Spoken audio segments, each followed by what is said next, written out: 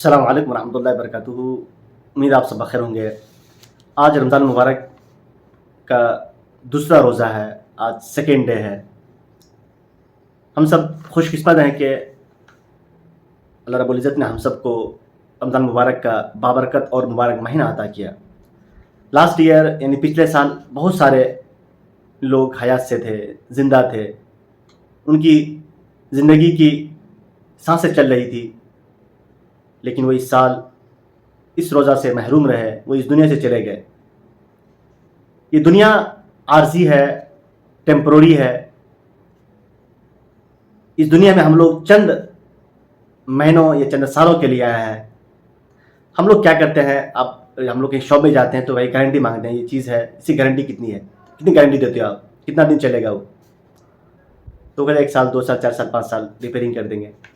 لیکن انسانی زندگی کی قیمت کیا ہے؟ انسانی زندگی کا مطلب وارنٹی کیا ہے؟ کچھ نہیں ہے میرے خیال سے۔ ایک بندہ ابھی گھر میں ہے، گھر سے باہر نکلا، ایکسیڈنٹ ہو گیا، موت ہو گئی۔ ایک بندہ ہے، ہارٹ اٹیک ہو گیا، موت ہو گئی۔ مطلب اگر کسی چیز کی گارنٹی نہیں ہے تو انسان کی زندگی کی گارنٹی نہیں ہے۔ اتنی کمزور زندگی ہے، پھر بھی ہمارے اندر اتنا تکبر کہاں سے آ گیا ہے، اتنے گھمنڈ کہاں سے آ گیا ہے؟ کیوں ہم اللہ کے باغی ہو جاتے ہیں؟ کیوں ہم احکام الہی کے باغی ہو جاتے ہیں؟ کیوں ہماری زندگی میں وہ سنتیں نہیں ہیں، احکام الہی نہیں ہے؟ ہم جھوٹ بولتے ہیں، زنا کرتے ہیں، چوری کرتے ہیں، دغا بازی کرتے ہیں، ہم ایک دوسرے کی کانافوسی کرتے ہیں، ایک دوسرے کے خلاف ٹانگ کھینچتے ہیں، اور اس دنیا بنانے کی میں اتنا مست ہو جاتے ہیں کہ ہم آخرت کو بھول جاتے ہیں۔ تو یہ مہینہ ہے، یہ مہینہ جو 11 مہینے ہم سے کوتاہی ہوئی، کمی ہوئی، ہم دنیا کی جھمیلوں میں پڑے رہے، یہ مہینہ ہے توبہ کا مہینہ ہے۔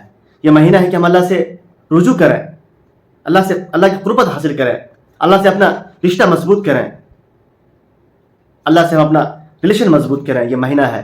اگر کوئی اس مہینے میں بھی غفلت برتتا ہے، اس مہینے بھی لیزنس کا شکار ہوتا ہے، اس مہینے میں بھی وہ اپنے کاموں میں مست ہے، تو اس سے بڑا محروم کوئی نہیں ہوگا۔ بھائی ایک مہینہ ہے، لگا دو دن کے لیے یار۔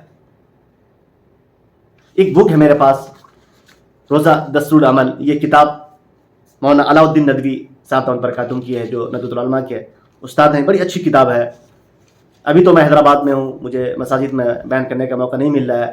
جب میں گھر میں ہوتا تھا تو ہر جمعہ کو اسی کتاب کی روشنی میں بیان کرتا تھا۔ تو آج میں انشاءاللہ اس کتاب کی روشنی میں انشاءاللہ میں آپ تک کچھ ضروری مسائل، کچھ ضروری چیزیں، کچھ ضروری فضائل پہنچاتا رہوں گا۔ تو سب سے پہلے آج میں بات کروں گا روزہ۔ صوم کے معنی کیا ہے؟ صوم کے معنی کسی چیز سے رک جانا۔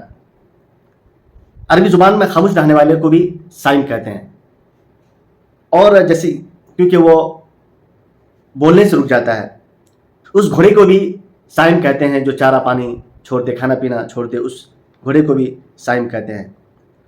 صاحب لسان کہتے ہیں کہ لغوی اعتبار سے کھانے پینے، بولنے، چلنے پھرنے سے باز رہنے والے کو صائم کہتے ہیں۔ اور صوم کے اصطلاحی معنی کیا ہیں؟ کسی ایسے شخص کا جو احکام شریعت کا مکلف ہو، کوئی ایسا شخص جو احکام شریعت کا مکلف ہو، وہ طلوع فجر سے لے کر کے غروب آفتاب تک روزے کی نیت سے اللہ کی خوشنودی کے لیے، اللہ کی رضا کے لیے کھانے پینے سے رک جائے، اور اس کے علاوہ ہر لغویات سے رک جائے۔ ہمیں کھانے سے رکنا ہے، پینے سے رکنا ہے، یہ ٹھیک ہے۔ اس کے علاوہ بھی ہمیں ہر لغویات سے رکنا ہے۔ ہمیں جھوٹ نہیں بولنا ہے، ہمیں گالی گلوچ نہیں کرنا ہے، ہمیں بدتمیزی نہیں کرنی ہے، ہمیں اپنے والدین کی نافرمانی نہیں کرنی ہے، ہمیں اپنے والدین سے اونچی آواز سے بات نہیں کرنی ہے، ہم اپنے پڑوسی سے بدتمیزی نہیں کرنی ہے، ہم کسی کی کانافوسی نہیں کرنی ہے، ہم جھوٹ نہیں بولنا ہے، ہمیں لوگوں باتیں نہیں کرنی ہے، ہمیں چغل خوری نہیں کرنی ہے، کسی کے پیٹھ پیچھے برائی نہیں کرنی ہے، ہمیں غیبت نہیں کرنی ہے۔ ان ساری چیزوں سے رکنے کا نام ہے روزہ۔ یہ نہیں کہ آپ بھوکے پیاسے بس ہو گیا۔ انشاءاللہ پھر میں اگلے جو ایپیسوڈ اس میں بات کروں گا روزہ کی فرضیت، روزہ کیسے فرض ہوا اور کن کن مرحلوں میں روزہ فرض ہوا۔ پہلے مرحلے میں اللہ کا کیا احکام تھا، دوسرے مرحلے میں، تیسرے مرحلے میں انشاءاللہ اس کتاب کی روشنی میں انشاءاللہ میں آپ سے روزے کی فرضیت کے تعلق سے بات کروں گا۔ اور روزہ کا جو مقصد ہے کیا ہے؟ تقوی ہے، اللہ کا ڈر اور خوف ہمارے دلوں میں پیدا ہو جائے۔ اللہ تعالیٰ قرآن میں فرماتا ہے کہ کتب علیکم الصیام کما کتب علی الذین من قبلکم لعلکم تتقون، کہ ہم نے روزہ تم پر فرض کیا۔ اس کے علاوہ جو پچھلی امتیں تھیں ان پر بھی میں نے روزے کو فرض کیا گیا۔ اس کا مقصد کیا تھا؟